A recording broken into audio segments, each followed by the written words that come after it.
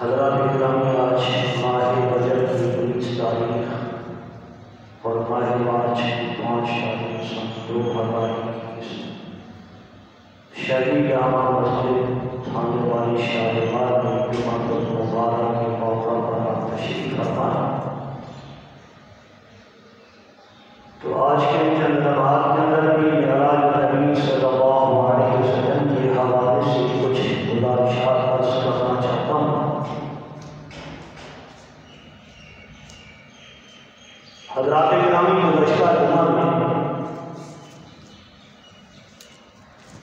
واقعہ معراج نبی صلی اللہ علیہ وسلم کے متعلق آپ گفتگو سنی تو بات یہاں پہنچی کہ سرکار دو عالم صلی اللہ علیہ وسلم ساتویں آسمان کے اوپر اللہ کی قدرت کے مناظر دیکھے، عجائب اور غرائب دیکھے، فرشتوں سے ملاقاتیں ہوئی اور سرکار دو عالم صلی اللہ علیہ وسلم کی حضرت ابراہیم خلیل اللہ سے بھی ملاقات ہوئی۔ تو امام الانبیاء صلی اللہ علیہ وسلم فرماتے ہیں کہ جب میری حضرت ابراہیم خلیل اللہ سے ملاقات ہوئی تو ساتویں آسمان کے اوپر خلیل اللہ اور حبیب اللہ کی آپس میں ملاقات ہو گئی، باپ کی اور بیٹے کی ملاقات ہوئی۔ تو حضرت ابراہیم خلیل اللہ نے اللہ کے حبیب سے دو باتیں ارشاد فرمائیں۔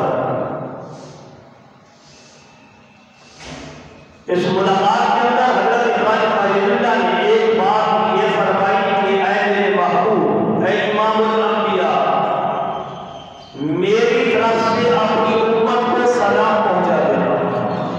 یہ امت محمدیہ کا مقام ہے کہ خلیل اللہ کہہ رہا ہے، ساتویں آسمان کے اوپر بیٹھے ہوئے ہیں اور معراج کی رات، معراج کے سفر میں جب حبیب اللہ سے ملاقات ہوتی ہے تو حضرت ابراہیم خلیل اللہ فرماتے ہیں کہ اے اللہ کے حبیب، میری طرف سے اپنی امت کو سلام پہنچا دینا۔ یہ کتنا بڑا احسان ہے اس امت محمدیہ کا۔ اور دوسری بات فرمایا کہ اپنی امت کو میری طرف سے پیغام دے دینا، یہ میسج دے دینا کہ جنت کی حیثیت ایک چٹیل میدان کی طرح ہے، لہذا دنیا میں رہتے ہوئے درخت لگا کر آئے، باغ تیار کر کے آئے جنت کے لیے۔ جب حضرت ابراہیم خلیل اللہ نے یہ بات ارشاد فرمائی کہ اے اللہ کے نبی، اپنی امت کو یہ میرا پیغام دینا کہ درخت لگا کر آئے دنیا کے اندر، تو سرکار دو عالم صلی اللہ علیہ وسلم نے سوال اٹھا دیا، فرمایا ابراہیم یہ بتاؤ جنت میں درخت کیسے لگتے ہیں؟ آپ نے جو فرما دیا۔ تو حضرت ابراہیم خلیل اللہ نے امت محمدیہ کے لیے جو پیغام دیا، جو میسج دیا اور جو نسخہ تجویز کیا، جو عمل بتلایا کہ جنت میں درخت کیسے لگیں گے، جنت کے اندر باغات کیسے تیار ہوں گے، یہ کتنا بڑا احسان ہے حضرت ابراہیم خلیل اللہ کا اس امت کے اوپر۔ جب اللہ کے نبی صلی اللہ علیہ وسلم نے سوال کیا تو حضرت ابراہیم خلیل اللہ نے فرمایا، اے اللہ کے حبیب، اپنی امت کو یہ میرا پیغام دینا کہ لا حول ولا قوت الا باللہ العلی العظیم، سبحان اللہ والحمد للہ ولا الہ الا اللہ واللہ اکبر۔ یہ کلمات جب پڑھیں گے، آپ کی امت پڑھے گی،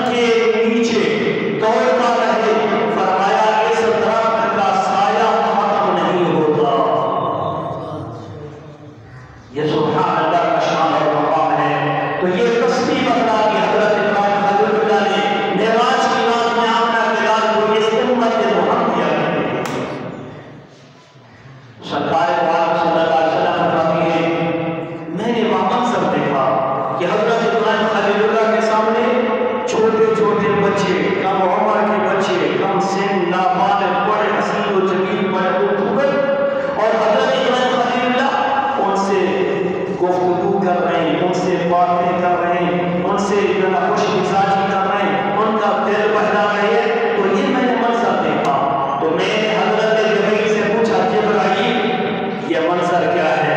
یہ چھوٹے بچے کم عمر والے نابالغ بچے یہ حضرت ابراہیم خلیل اللہ کے سامنے. تو حضرت جبرائیل علیہ السلام نے عرض کیا کہ اللہ کے نبی جو چھوٹی عمر میں جو بچے اپنے ماں باپ سے جدا ہو جاتے ہیں ان کی ارواح حضرت ابراہیم کے پاس پہنچا دی جاتی ہے اور حضرت ابراہیم خلیل اللہ ان کے ساتھ دل لگی کرتے ہیں ان کے دل بہلاتے ہیں ان سے خوش ہوتے ہیں ان سے باتیں کرتے ہیں. یہ ان معصوم بچوں کی ارواح کو دکھلایا گیا ہے. تو سرکار دو عالم صلی اللہ علیہ وسلم فرماتے ہیں میں نے ساتویں آسمان کے اوپر اللہ کی قدرت کی نشانیاں دیکھی. میں نے ساتویں آسمان کی سیر کی. وہاں سے میں فارغ ہوا تو میری سواری آگے چلی. میں آگے چلا. اللہ کے نبی صلی اللہ علیہ وسلم فرماتے ہیں کہ پھر میں بیت المعمور پہنچا. کہاں پہنچا؟ بیت المعمور. والبیت المعمور. اللہ قسم اٹھا رہا ہے بیت معمور کی. اب بیت معمور کیا ہے؟ بیت کا معنی گھر، معمور کا معنی آباد کیا ہوا. تو یہ بیت المعمور یہ فرشتوں کا ملائکہ کا کعبہ ہے، قبلہ ہے. جس طرح بیت اللہ ہمارا قبلہ ہے، کعبہ ہے، تو مکہ کی دھرتی پر بیت اللہ مسلمانوں کا کعبہ ہے اور ساتویں آسمان کے اوپر بیت المعمور یہ ملائکہ کا کعبہ اور قبلہ ہے. علماء نے بات سمجھانے کے لیے کہا کہ نیچے بیت اللہ، ساتویں آسمان کے اوپر بیت المعمور. فرمایا بالکل برابر کے اندر، بالکل برابر کے اندر. فرمایا اگر بیت المعمور سے کوئی چیز نیچے پھینکی جائے اور درمیان میں کوئی چیز حائل نہ ہو، فرمایا وہ چیز سیدھی بیت اللہ کی چھت کے اوپر آ کے گرے گی. بیت المعمور کی چھت کے اوپر آ کے گرے گی. تو اللہ کے نبی صلی اللہ علیہ وسلم فرماتے ہیں کہ بیت المعمور کی چھت کے اوپر وہ بیت المعمور سے ڈالی ہوئی چیز پھینکی ہوئی چیز بیت اللہ کی چھت پہ آ کے گرے گی. تو یہ بالکل برابر کے اندر ہے. تو یہ ملائکہ کا کعبہ ہے، قبلہ ہے اور یہ بڑا عجیب ہے.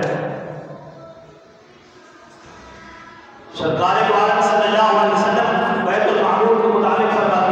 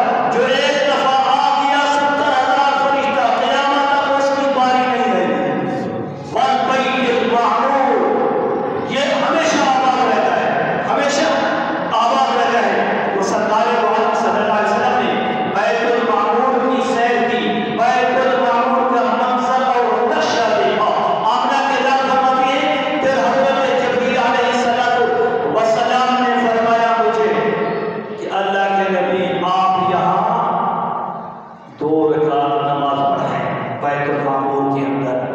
اب امام الانبیاء کا شان دیکھو، مقام دیکھو، عظمت دیکھو.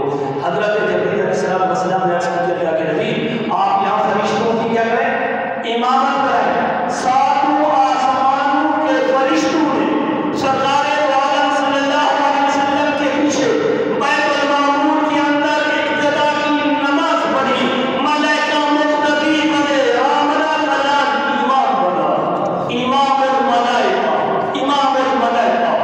بیت اللہ کے بھی امام، بیت المقدس کے بھی امام، بیت المعمور کے بھی امام. یہ سارے اعزاز ملے آمنہ کے اللہ کو. سارے جہان کے امام، امام دو جہاں، بیت اللہ کے امام، امام الانبیاء، بیت المعمور کے امام اور ملائکہ کے بھی امام بنے. سرکار عالم صلی اللہ علیہ وسلم کو یہ عبادت بڑی پسند آئی. سرکار عالم صلی اللہ علیہ وسلم نے آرزو تمنا کی کہ اے اللہ میری امت کو اس عبادت کا وافر حصہ عطا فرما. بیت المعمور کے اندر آمنہ کے اللہ اپنی امت کو یاد کر رہا ہے، اپنی امت کے بارے میں سوچ رہے ہیں، اپنی امت کے بارے میں، نفع کے بارے میں سوچ رہے ہیں. اللہ اس عبادت کا وافر حصہ میری امت کو عطا فرما دے. اور شاہ جمال والو سنو، جمعہ کی عظمت سمجھو. آج جمعہ کا دن ہے تو جمعہ کا شان، مقام، منافع، عظمت سمجھو. آج مسلمانوں کے دل سے جمعہ کی اہمیت نکل چکی ہے. جب سرکار عالم صلی اللہ علیہ وسلم نے دعا کی، عرش والے نے اپنے اس محبوب مہمان کی دعا کو قبول کیا.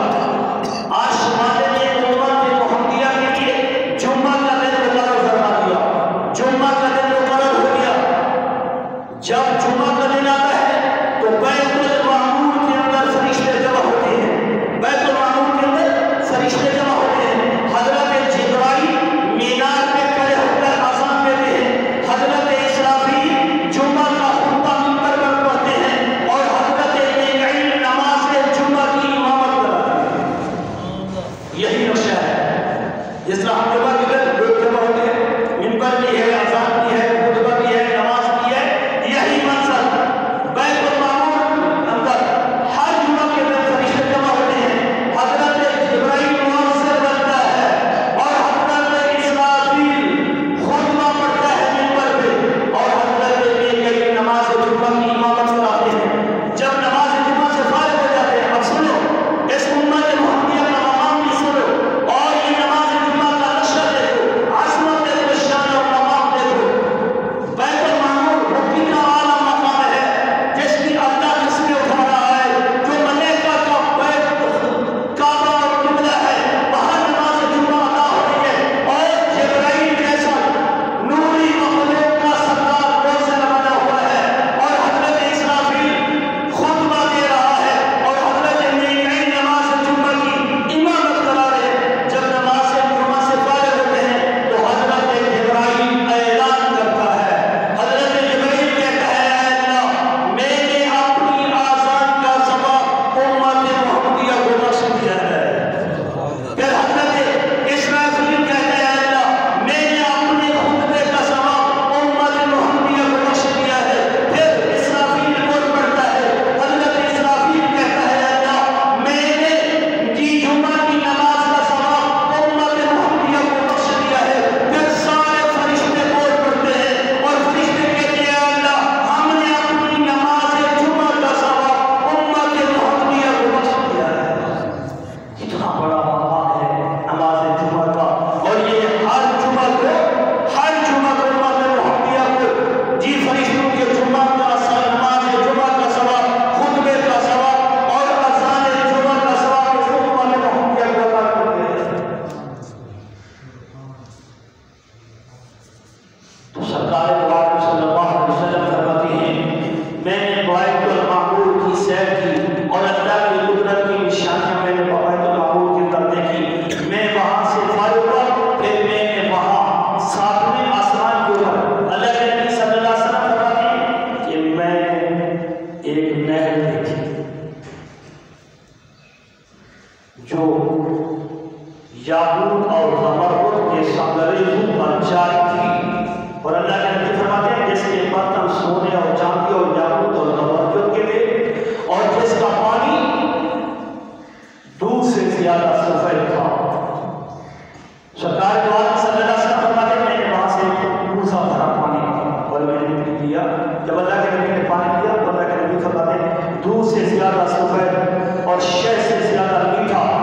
خشک اور عنبر سے زیادہ خوشبودار تھا۔ تو میں نے جب وہ نہر دیکھی صاف آسمان کے اوپر، اس کا میں نے پانی بھی لیا، سارا منظر دیکھا، تو میں نے جبریل سے پوچھا جبریل یہ نہر کیسی ہے؟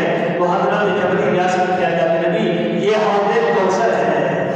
اِنَّا أَعْطَيْنَاكَ الْكَوْثَرَ، اللہ نے آپ کو حوض کوثر عطا کیا ہے۔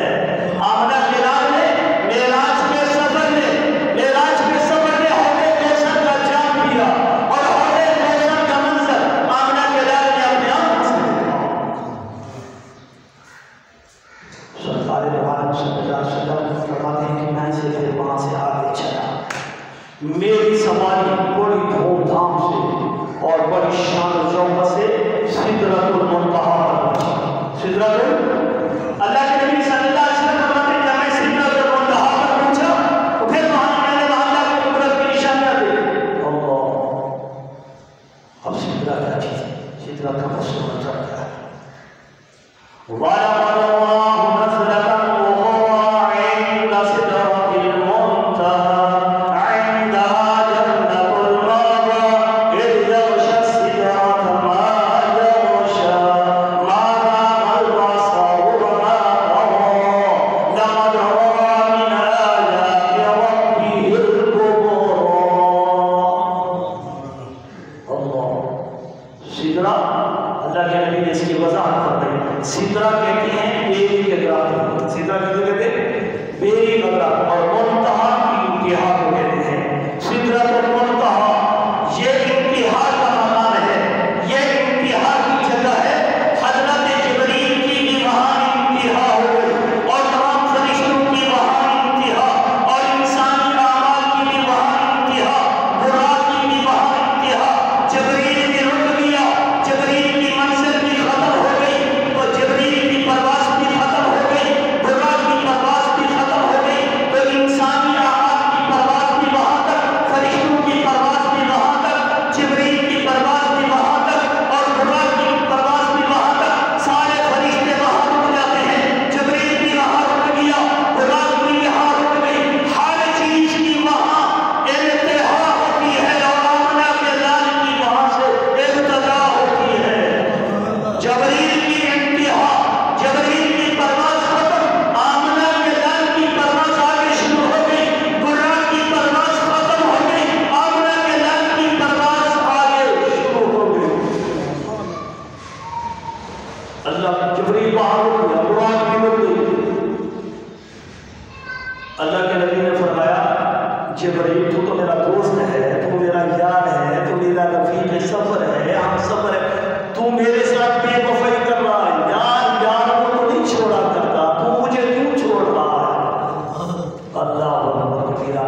حضرت جبریل راستے کے اللہ کے نبی جتنا بڑا فرشتہ ہوں، جتنا پاورفل ہوں، قوت رکھتا ہوں، لیکن آگے جانے کا حکم نہیں ہے۔ اگر میں ایک بات کے برابر بھی آگے چلا گیا، چل کر راہ ہو جاؤں گا، میں آگے نہیں جا سکتا۔ اللہ کے نبی میری پرواز یہاں ختم ہو گئی ہے۔ اب حضرت جبریل علیہ السلام کو یہاں کیوں روک دیا گیا؟ وجہ کیا پیش آ گئی؟ آگے عرش والے نے کیوں نہیں جانے دیا؟ اس کی وجہ یہ ہے، علماء نے بڑا عجیب نکتہ لکھا کہ سارا وہ مکے سے چلا، رفیق سفر بنا، جب سدرۃ المنتہا پر پہنچا اس کو روک دیا گیا، تو اس کی کیا وجہ؟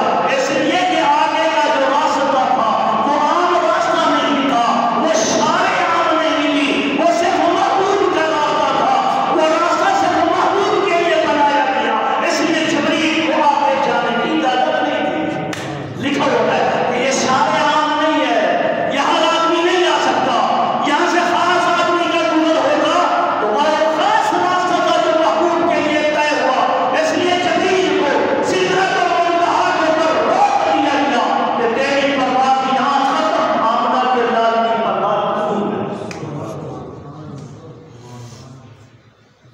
اس سرکار دو عالم صلی اللہ علیہ وسلم کا شان اور وقار ہے۔ سرکار دو عالم صلی اللہ علیہ وسلم نے حضرت جبریل علیہ السلام سے کہا جبریل تو یہاں رک گیا، تیری پرواز ختم ہو گئی، اب میں اللہ کے دربار میں جا رہا ہوں، پیمان قدرت کے اندر جا رہا ہوں، اللہ کا منہاج الی رب، جبریل تیرا کوئی پیغام وہ تیری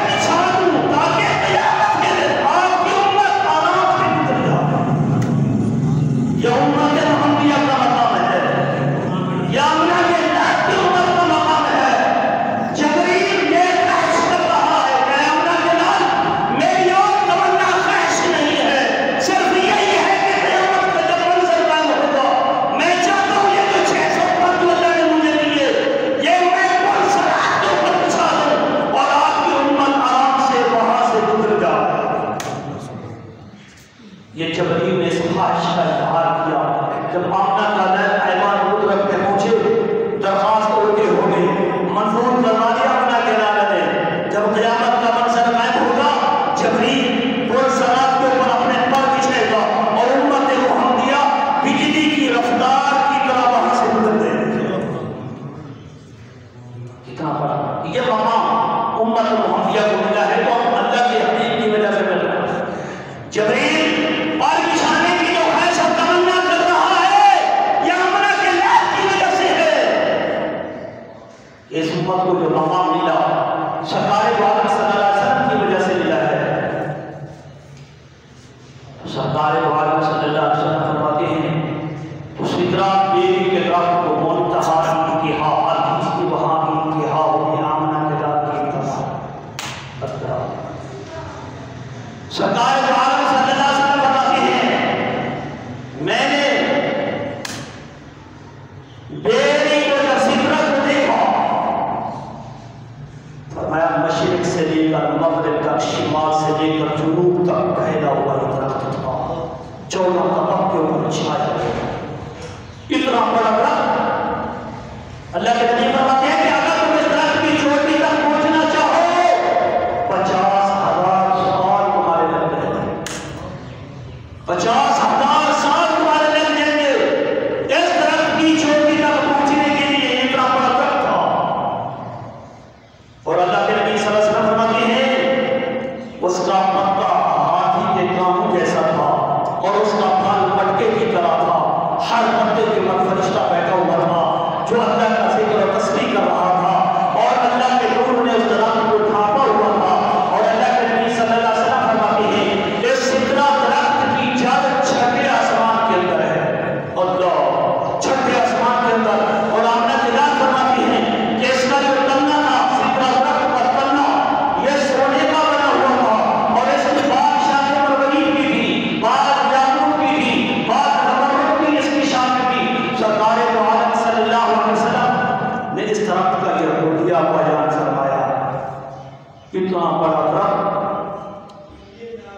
سرکار دو عالم صلی اللہ علیہ وسلم فرماتی ہیں فرشتوں اللہ کے سامنے درخواست کرتے کہ اے اللہ تیرا حبیب آ رہا ہے تو دعوت کے یہاں سدرۃ المنتہا پہ آ رہا ہے. اے اللہ ہم بے چین ہیں بے تاب ہیں, ہم اس کی زیارت کرنا چاہتے ہیں, اس کا دیدار کرنا چاہتے ہیں. اللہ ہماری درخواست قبول فرما, ہمیں اپنے محبوب کی زیارت کرنے کی اجازت عطا فرما دے. فرشتوں نے درخواست دے دی, عرش والے نے فرشتوں کی درخواست کو قبول کر دیا. سارے فرشتے سدرۃ المنتہا پر جمع ہو گئے. اذ یغشی سدرۃ ما یغشی, جب سدرہ پر چھا رہا تھا جو چھا رہا تھا تو فرشتوں نے آ کے سدرۃ المنتہا کو ڈھانپ لیا فرشتوں نے آ کے تاکہ آمنہ کے لال کی زیارت سے مشرف ہو سکے. ہاں یہ آمنہ کے لال کا شان. فرشتے درخواست دے گئے اے اللہ زیارت کی اجازت دے دو. عرش والے نے فرشتوں کو اجازت دے دی کہ تیرا محبوب تھی کہ آ رہا ہے سدرۃ المنتہا پہ تو اس کی زیارت کر لے. زیارت کرنے کے لیے سارے فرشتے سدرۃ المنتہا پر جمع ہو گئے اور انہوں نے آمنہ کے لال کی زیارت کی دیدار کیا.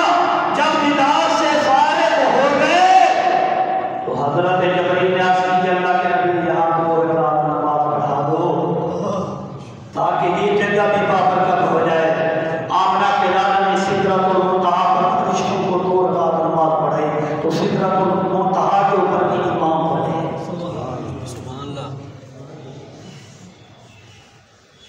سرکار دو عالم صلی اللہ علیہ وسلم فرماتی ہیں جب میں فرشتوں کی ملاقات سے دیدار سے زیارت سے وہ فارغ ہو گئے, جب مرحلہ ختم ہوا تو میں نگاہ اٹھائی اوپر کی طرف. میں نے دیکھا کہ سدرہ کے درخت کی ایک شاخ کو میں نے دیکھا اتنی لمبی اور بلند و بالا کی. فرمایا کہ جس کی اونچائی اور جس کی بلندی 1,00,000 سال کی راہ کے برابر ہے. اللہ کے نبی صلی اللہ علیہ وسلم فرماتے ہیں میں نے اس سدرہ کی اس شاخ کو دیکھا. شاخ کو دیکھنے کے بعد اللہ کے نبی صلی اللہ علیہ وسلم فرماتے ہیں اللہ کے نبی صلی اللہ علیہ وسلم فرماتے ہیں میں نے اس شاخ کو دیکھا. اس شاخ کے اوپر پھر میں نے ایک پتا دیکھا اور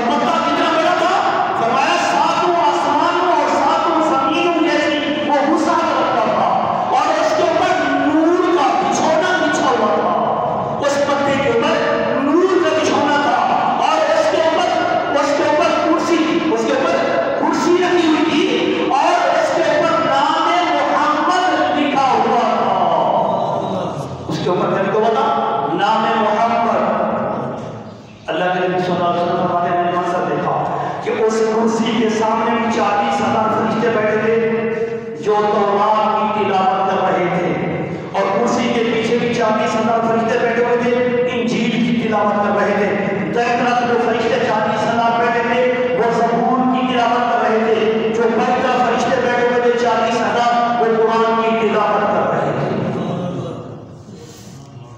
سرکار دو عالم صلی اللہ علیہ وسلم کو اللہ نے اتنا بڑا شان اور مقام دیا، اتنا بڑا شان ہے نا، یہ اتنا بڑا اللہ نے عظیم شان معجزہ دیا اپنے محبوب کو۔ کہاں سے اٹھایا اللہ نے اپنے محبوب کو؟ جی مکہ کی سیر، مکہ سے مدینے کی سیر، پھر بیت المقدس کی سیر، پھر آسمانوں کی سیر کرا دی، فرشتوں سے ملاقاتیں، انبیاء سے ملاقاتیں، پھر بیت المعمور کی سیر کری، اور سدرۃ المنتہا کی سیر کری، حوض کوثر کو دیکھا۔ تو میرا بھائی آمنہ کے نام کا شان اور مقام ہے۔ سنو سنو شاہجمال والو، مظفر گڑھ والو، پنجاب والو، پاکستان والو، آمنہ کے نام کا شان سنو۔ میں وہ بھی کہنا چاہتا ہوں کہ آمنہ کے نام کا شان اور مقام کیا ہے، میرے اور میرے اکابرین علماء دیوبند کا عقیدہ کیا ہے۔ میرا بھائی میرے محبوب کا شان یہ ہے، مقام یہ ہے، عظمت یہ ہے کہ ہم محمد عربی صلی اللہ علیہ وسلم کے پسینہ مبارک کو کستوری سے بھی افضل مانتے ہیں، اور نبی کے اشارے کو میں معجزہ مانتا ہوں، محمد عربی کے چہرے کو جنت کی ضمانت مانتا ہوں، پیغمبر کی گفتگو کو حدیث مانتا ہوں، پیغمبر کے عمل کو شریعت مانتا ہوں، پیغمبر کے قدم کو سنت مانتا ہوں، پیغمبر کی دعا کو مقبول مانتا ہوں، پیغمبر کی ایک ایک ادا کو راہ ہدایت سمجھتا ہوں، اور پیغمبر کے شہر کو مدینہ منورہ مانتا ہوں، پیغمبر کے شہر کو مدینہ مطہرہ مانتا ہوں، پیغمبر کے جائے زیارت کو مکہ مکرمہ مانتا ہوں، مکہ معظمہ مانتا ہوں، اور میں پیغمبر کو وجہ تخلیق کائنات مانتا ہوں، میں پیغمبر کو محمد عربی کو اللہ کا حبیب مانتا ہوں، صاحب قرآن مانتا ہوں، صاحب معراج مانتا ہوں۔ میں آمنہ کے لال کو امام الانبیاء، افضل الانبیاء، سرتاج الانبیاء، سید الانبیاء، نبی الانبیاء، خاتم الانبیاء مانتا ہوں، خاتم النبیین مانتا ہوں، خاتم الرسول مانتا ہوں، اور میں محمد عربی کے پسینہ مبارک کو کستوری سے بھی زیادہ معطر مانتا ہوں، اور میں محمد کریم صلی اللہ علیہ وسلم کو جبریل سے بھی زیادہ پاکیزہ اور مطہر مانتا ہوں، میں آمنہ کے لال کو آخری نبی مانتا ہوں۔ یہ میرا اور میرے اکابرین کا عقیدہ ہے۔ سب بلند آواز سے کہو، تاجدار ختم نبوت زندہ باد، تاجدار ختم نبوت زندہ باد، ختم نبوت کا پرچم قیامت تک لہراتا رہے گا، قیامت کی صبح تک چمکتا رہے گا، قیامت کی صبح تک ختم نبوت کے ڈنکے بجتے رہیں گے۔ اس لیے شاعر کہتا ہے، خاتم الانبیاء کی ذات ہے وام قوا سے بلند، خاتم الانبیاء کی ذات ہے وام قوا سے بلند، خدا کا حسن انتخاب لاجواب، خدا کا حسن انتخاب لاجواب۔ اللہ نے اپنے محبوب کو اتنا مقام دیا ہے کہ ہمارا وہاں گمان بھی نہیں پہنچ سکتا۔ اللہ نے اپنے محبوب کو اتنا بڑا یہ عظیم الشان معجزہ عطا فرمایا۔ تو سرکار دو عالم صلی اللہ علیہ وسلم فرماتے ہیں، میں نے سدرۃ المنتہا کے اوپر اللہ کی قدرت کی نشانیاں دیکھی، اللہ کی قدرت کی۔ سرکار دو عالم صلی اللہ علیہ وسلم فرماتے ہیں، میں نے وہاں دیکھا سدرۃ المنتہا کی جڑ سے 4 نہریں نکل رہی ہیں، 4 نہریں بہ رہی ہیں، 2 نہریں پاتری تھی اور 2 نہریں سہری تھی۔ تو میں نے حضرت جبریل علیہ السلام سے پوچھا، جبریل یہ نہریں کیسے ہیں؟ یہ پاتری نہریں اور سہری نہریں؟ تو حضرت جبریل علیہ السلام نے عرض کی کہ اللہ کے نبی، یہ جو 2 پاتری نہریں ہیں یہ جنت کی نہریں ہیں، اور یہ جو سہری نہریں ہیں یہ نیل اور فرات ہے، یہ نیل اور فرات ہے۔ اب سوال یہ پیدا ہوتا ہے کہ نیل اور فرات، دریائے نیل آپ نے نام سنا، دریائے فرات، تو یہ تو زمین میں جاری ہے، دنیا پر جاری ہے، تو یہ کیسے؟ اللہ جبریل کیا کہہ رہا ہے کہ یہ اللہ کے نبی کیا کہتے ہیں، میں نے سدرۃ المنتہا کی جڑ سے نکلتا ہوا دیکھا یہ نہروں کو، تو دو نہریں جنت کی، وہ تو چلو بات سمجھ میں آ گئی، تو یہ دو نہریں ہیں تو دنیا کے اندر۔ اب سنو،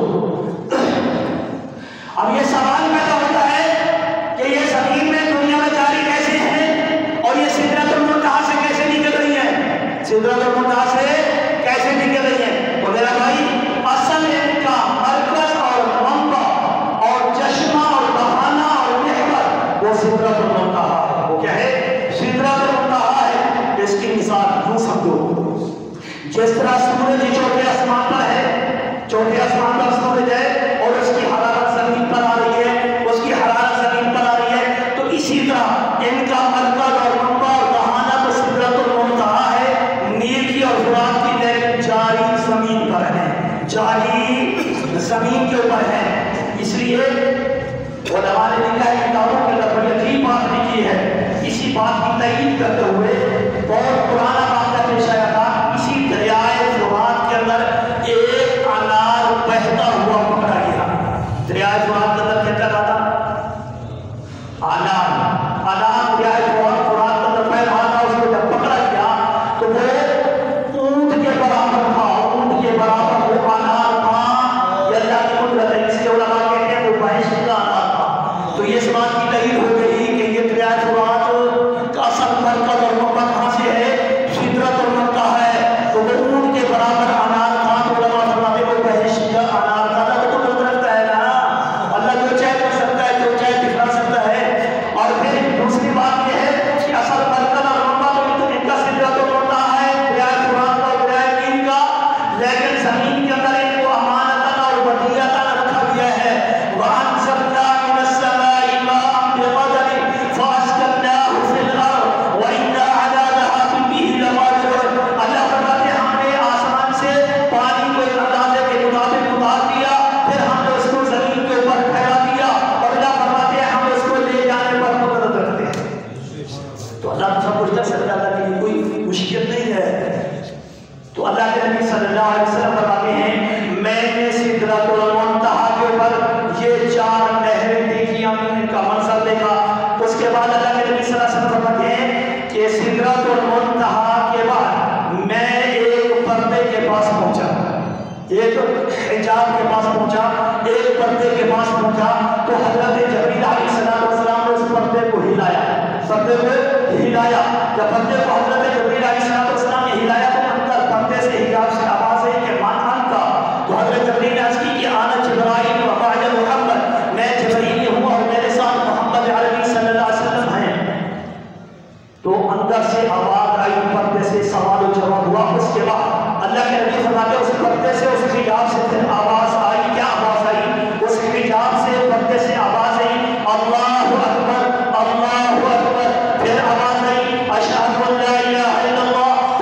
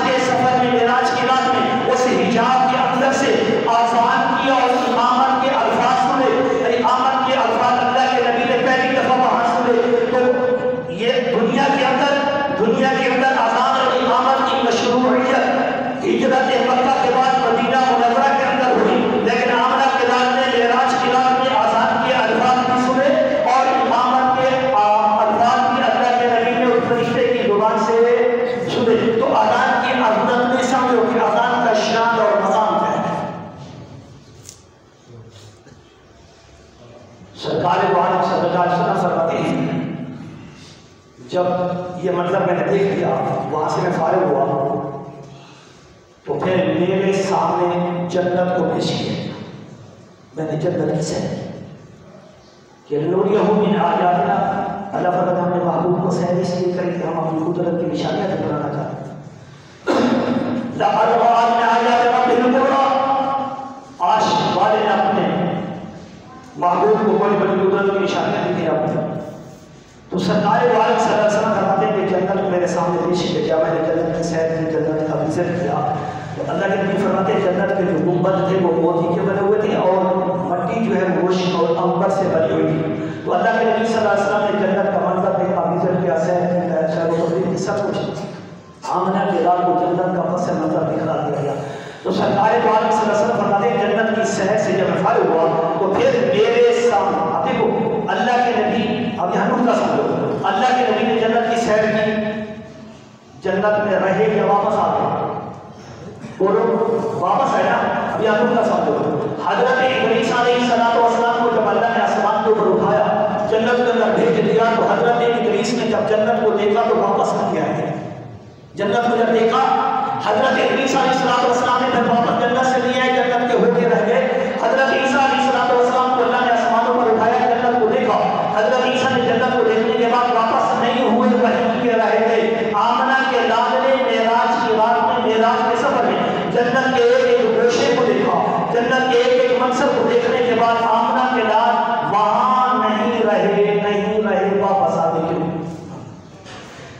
حضرت ابلیس واپس نہیں آئے، حضرت عیسیٰ علیہ السلام واپس نہیں آئے جنت سے، لیکن آمنہ کے لال جنت سے واپس کیوں آئے؟ اس لیے کہ آمنہ کے لال کو اپنی امت کی فکر تھی، آمنہ کے لال تنہا امت کے بغیر رہنا جنت میں پسند ہی نہیں کیا، اس لیے آمنہ کے لال واپس اپنی امت کے اندر واپس آئے، جنت میں قیام نہیں فرمایا۔ یہ اس امت کا مقام ہے۔ تو سرکار دو عالم صلی اللہ علیہ وسلم فرماتی ہیں پھر میرے سامنے جہنم کو پیش کیا،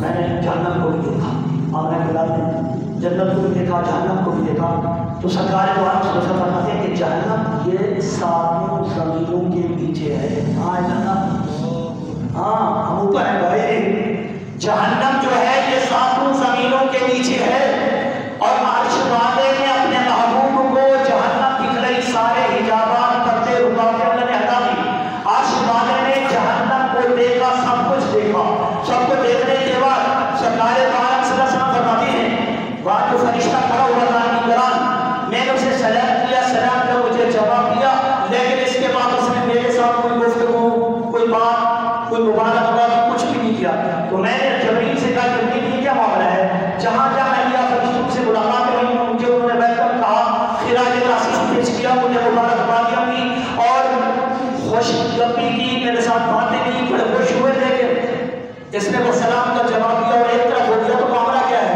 تو حضرت جبریل علیہ السلام نے کہا تھا کہ نبی یہ جہنم کا انچارج ہے، یہ جہنم کا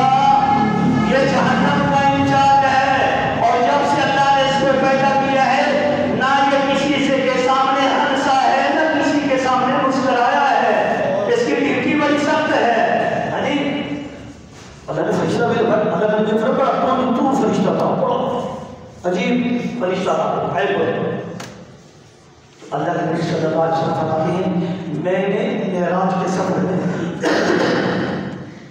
جنت کو بھی دیکھا، جہنم کو بھی دیکھا، جہنم کے مناظر بھی دیکھے، یہاں سے فارغ ہونے کے بعد اللہ کے نبی صلی اللہ علیہ وسلم فرماتے ہیں پھر میرا سفر آگے ہوا، انشاءاللہ پھر میرے کو آئندہ تک